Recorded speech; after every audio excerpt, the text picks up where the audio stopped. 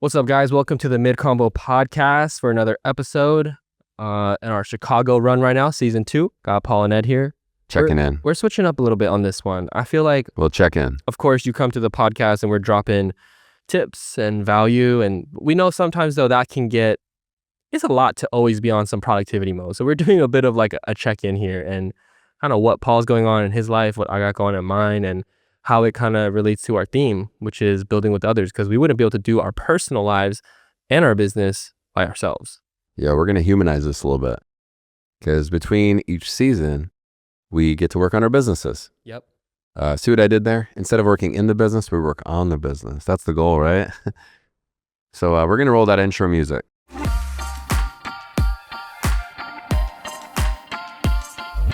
How's Edward Lee doing right now? Doing good. Right now, at the time of recording, feeling pretty good. Might not be like that tomorrow or next week, but we're feeling pretty good right now. Have you been checking in on Ed?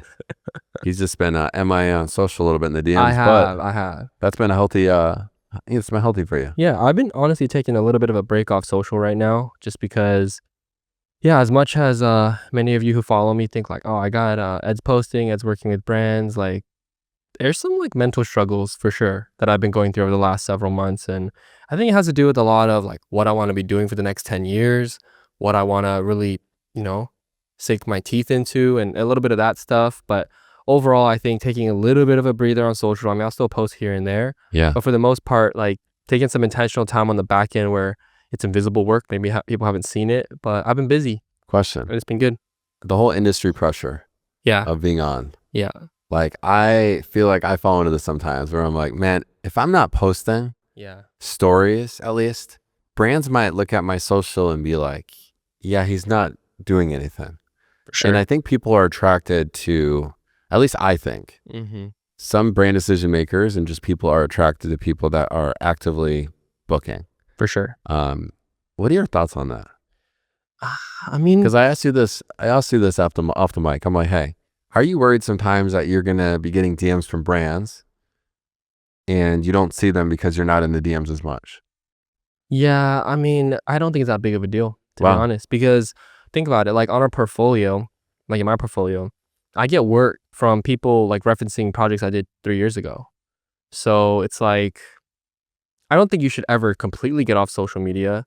I think there's a healthy measure of showing up. Like, I think you should still be relevant on stories, like show people you alive and you're still working, taking on work.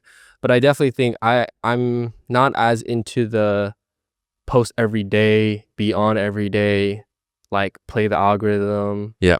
I think I realize now, being in it for this many years, there are seasons for that.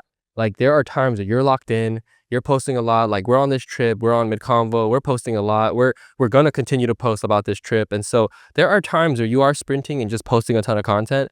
And then there are times that if you don't have anything to share, like, it's cool. Like, don't stress yourself out. Like, just don't share anything until you get into another rhythm and you can start posting more. This is literally like my own journal. Like, I'm trying to speak to myself right now. You always preach this thing like, if you're not in your creative flow, then it's okay to just like take a break. Yes, I agree with that, but I've learned now, just through my own processing and my own findings, I've realized that being in creative flow, I always associate it with it being visible. Wow. Like, I always associated with being in flow was like, oh, I'm locked in on social and everyone can see that. That's being in flow. And it's like, no, I realized being in flow could just be stuff that no one even sees, like doesn't even see the day of light on social. Wow. Like, for example, the thing that resonated with me so much these last couple of weeks, I read something. I was rereading Atomic Habits, the book. Good book. And there's this part in there that talks about like the melting point for ice being 32 degrees, and how at 25 and it goes 26 and 27 and 28, you don't see that change at all. Wow. It's only at 32 that you see change, which is like visible. But it was changing when the temperature was changing all below, like before that. And so I kind of view myself as like, sometimes I get frustrated, I'm not seeing change, but it doesn't mean change isn't happening. Wow. It's just not visible right now. So I just have to trust the process that my melting point, or 32 degrees, so to speak, will happen eventually. It might not just be in this season. That's really good. I think I've come to terms with that. That's so cool. I think that's encouraging to anyone that right now is listening to this you know, going into maybe month 4, 5, 6 of the year and being like, man, I need like I might need like a creative reset. I think being an entrepreneur comes with the marathon, not the sprint, but it's almost like your life is made up of these mini marathons where it's not healthy to run a marathon and then run a marathon and then run a marathon back to back to back. Yeah. You got to take a break. You got to like, sometimes after a shoot, I need to take weeks off. Yeah. And I think that's like the rest period where I'm able to just reset and come back stronger and be like, yo, I'm about to run a better mile. Yeah. I mean, I wanna flip it on you and ask about your life a little bit. It's kind of wild, bro. Like, I don't have too many friends where I look at their life and I'm like, dude, they're balancing a lot right now. Like, oftentimes I feel like my friends could do more, including me. I'm like, I could do more. But truly, like, you're one of my few friends where I'm like, I don't know if Paul could do more. Like, he's Wow. already doing a lot. Wow. And I say that like out of respect. Like, I really like respect that about you because you juggle a lot. So like, how do you balance that? I mean, you're a dad of 3 now. You are running a successful program business, TFP, the freelance photographer, and you're still running your agency, Yeah. doing client work. Like, how, and you're trying to be a good husband, a Yeah. good dad, Man. showing up. You also have faith. So it's like, how do you, bruh, Yeah. how do you do all of that? This is a question that I get whenever I do workshops. Yeah. I just did a virtual workshop with a couple thousand people. And as I shared a photo on the screen of my family at the beginning, and I said, hey, this is an extension of my business. Like, they're a part of my business. People were like, what do you mean? I'm like, I make sure that I only work 9 to 5 as much as possible. I have a hard stop at 5. I've become a lot better at not working on the weekends. And I think what happens when you become a parent, even with your first kid, is your capacity increases. With your second kid, your capacity increases. With your third, I'm not gonna lie, I'm kind of struggling. Like, I'm not sleeping, but my capacity increases, which means before kids, I would sleep in, bro, on the weekends. I'd be like, yo, I'm sleeping until 11. I'm about to get brunch. I'm gonna go to the brunch that serves like the mimosas and be chilling. Now I'm like, I'm woken up at 6:30 every morning, and I have no other option because we live in Miami and we don't have family there. So I will say this is the first time I feel like, as I look at my life and all my endeavors, I'm like, it's been tough balancing this. There's not enough time in a day. I like to work out every day. I am all about having a quick response time with clients. With my coaching business, I'm all about strong customer touch points. And then when it comes to MIDCONVO, I want to make sure that I'm able to, spend like dedicated time coming up with ideas so then we can make it better. Yeah. But I will say right now, I'm not going to lie, people that ask me, hey, you make it look so easy. I would say I'm tired right now. I think we had our 3rd child back in July. Woohoo. And I think at the time of this episode, she's 8 months old. Crazy. And having a newborn, toddler, I guess I got pretty much 3 toddlers, 4 years old, 2 years old, and 8 months at the time of this episode. It's the best part being a dad, but it's also super hard working from home. Sometimes it's super hard balancing all that. Yeah. You were saying that your capacity increases. Do you feel like you now feel like you could take on more after you get through this season? Like, do you feel like that was kind of crucial for your growth as like a person? Like, are you shocked by how much you are able to now expand what you're able to take on? Like, man, I mean, that's I tough kind shit, of I guess, shocked for you. myself. I'm not gonna lie. Yeah. Because like my calendar now, I have to time block every hour. So what I think happens is before kids, what I would get done in a 12-hour day, I can now get done in like 8 hours or less. Honestly, it's what I would spend a day on would probably now take me 5 hours. But it's jam-packed. But I find that when you don't work on the weekends, and that's kind of the Sabbath for me at least, Mondays are productive though.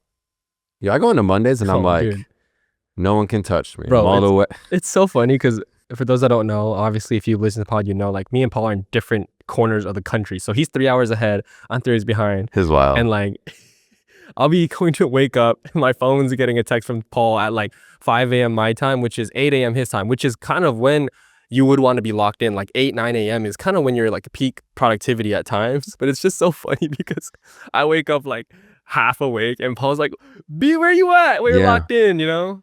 Which So I think with the theme of building with others, I will literally FaceTime you when I'm at the gym in the morning, when I'm yeah. coming up with like all Yeah. my ideas. It's when I'm working out. And I already know it's like 5 a.m. in Seattle. Hey, I'll be up though sometime. Bro, whenever you answer, I literally, I'm like, hold up. Bro, what are you doing? Going to the gym. I'm like, you're different. And I think what's so cool about just running MidConvo with you is the fact that we share a lot of similar values in that. You think I'm busy, I think you're busy. So I just think it's the lens that you see it through. I think kids can either own you or you can let them be a part of what you're building. You know, my kids are part of a lot of our shoots, a lot of my shoots, a lot of my wife's productions. So I think that's what makes it more fun. I also just want to say too, like in the topic of building with others, I feel like I speak for the both of us when I say we would not be able to do what we do in both our business and our personal life without especially our wives and our family. Yeah. But especially our wives. Like, bro, it's not for everybody. It's not easy, but we have a community, we have people that are around us, and you do kind of have to look up sometimes and see who's around you to appreciate who's around you. Yeah. I feel like it's super easy, especially when you're kind of a freelancer building your own business. It's super easy to get in your own cave and just be trying to build. But it gets lonely, super lonely. So it's so crucial that, you know, if you have friends that are not necessarily in the creative industry like you, they could still, you know, be building you up. Wow. You know what I mean? If you have family, and don't always be looking for like-minded individuals always, you know what I mean? In terms of your business, you could find like-minded individuals in other things of your life outside of just building the same businesses. Wow. What I've realized this season in that, I've been in Miami coming up on 4 years. That's crazy. The people that I'm surrounded by right now, my community in Miami, the majority of them are not creatives, or they're not photographers, videographers. I think they have some sort of like creative itch.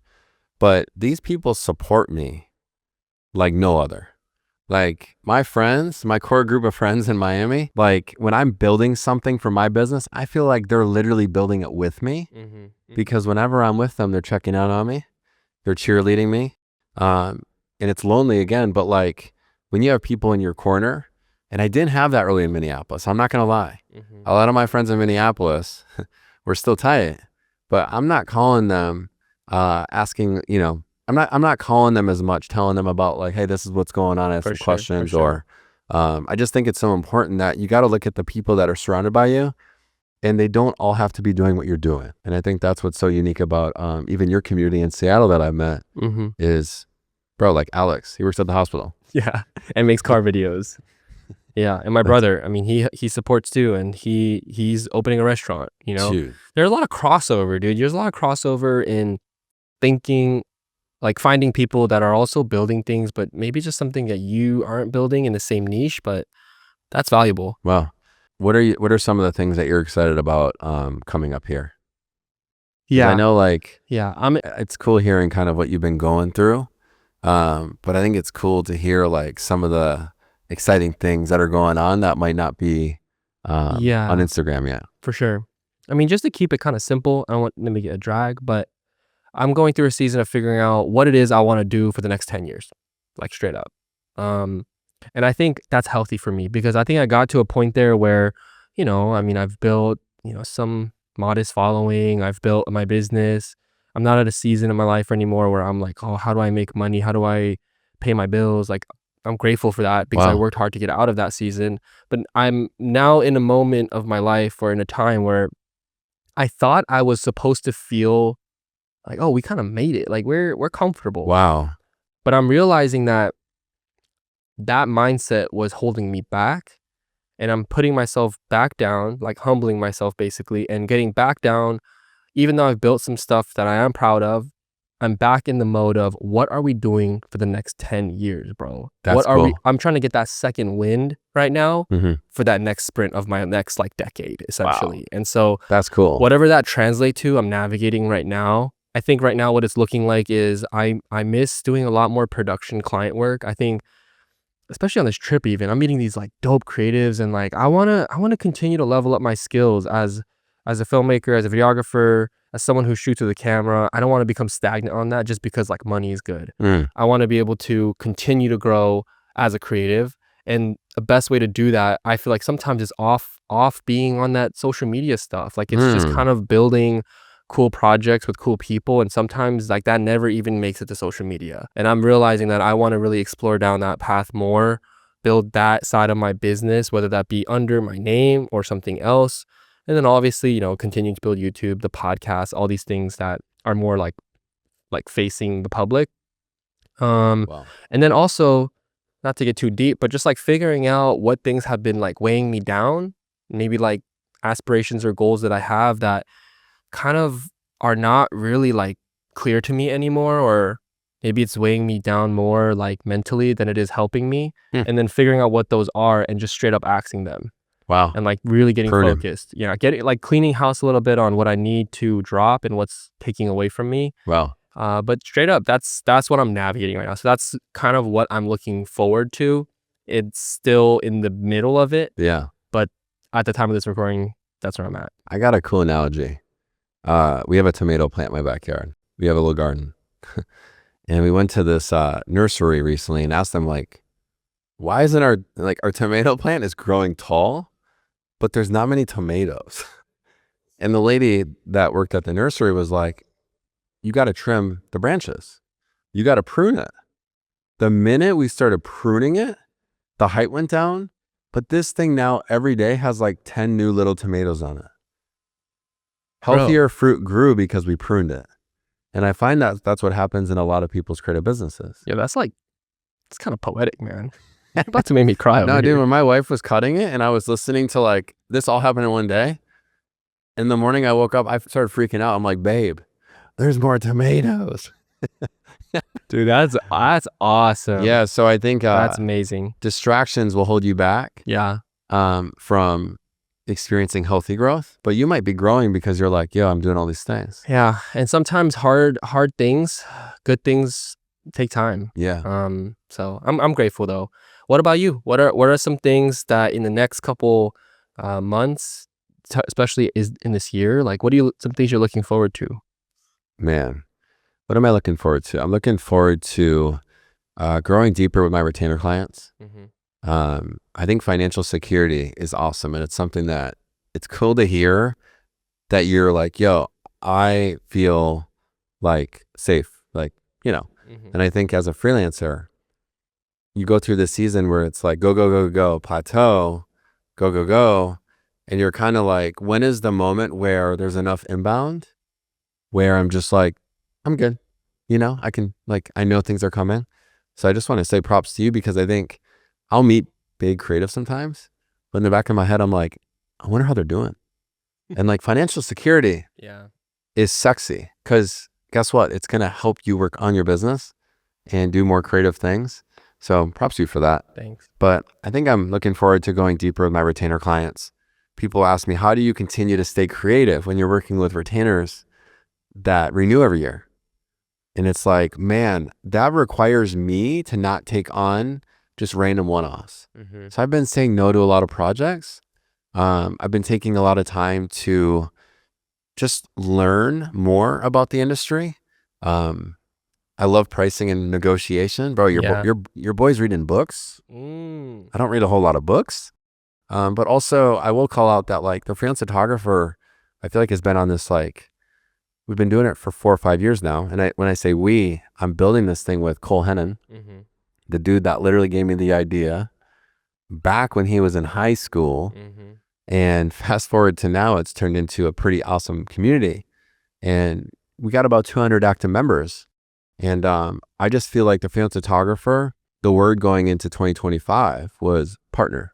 And I'm like, I don't know what that means, but we'll see what happens.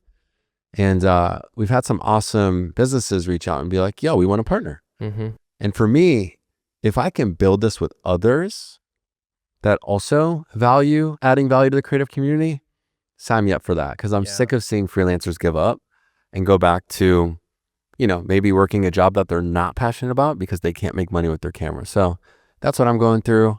curriculum development, which might not seem sexy, but man, we're developing tools. I'm developing tools that I feel like are going to be like new industry standards for certain things in the industry. Fire. Which is scary.